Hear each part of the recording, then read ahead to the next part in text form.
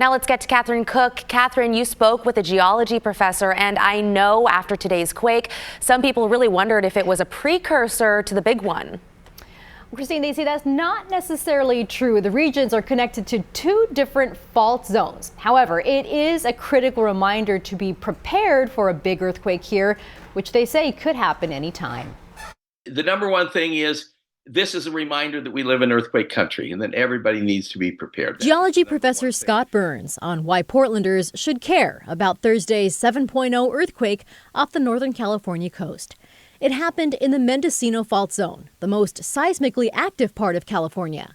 But in Portland, Burns says the big one would be connected to a different fault, the Cascadia Subduction Zone, which stretches from Vancouver, BC, down to Northern California. Goes off every 700 years on the average, and that's a 9.0. I mean, it's going to cause huge amounts of devastation in that whole area. Burns says the last big one hit our region 400 years ago. He says that puts us in the danger zone right now. People say, oh, we have 300 years to go, but not really. That's based on averages. And when you look at the last 10,000 years of earthquakes, some of them are short periods, some of them are long periods, and those are all averages. As far as tsunami danger, Burns says it can happen on our coast for two other reasons besides a Cascadia Subduction Zone earthquake.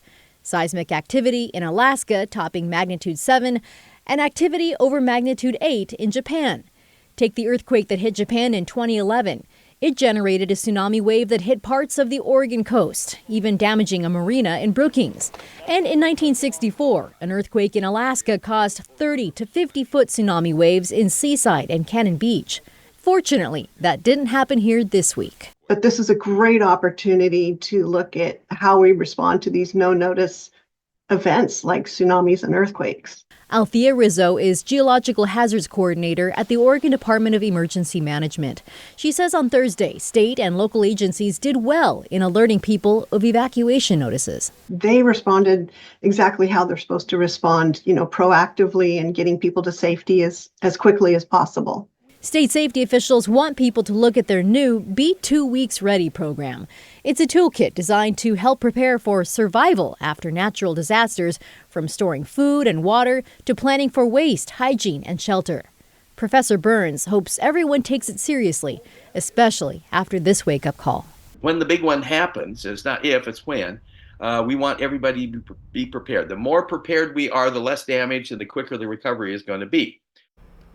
In addition to having supplies ready for an earthquake or tsunami, experts say now is also the time to come up with an emergency plan for your family, including possible evacuation routes and a communication plan. Also, make sure you're signed up to get emergency alerts on your phone. We've posted the links to that information on kgw.com. Christine. All important things to think about and do. Thank you so much, Catherine. You can access all of our earthquake coverage by texting the word earthquake to the number there on your screen. That is 503-226-5088. Then we will send you right over a link to your phone.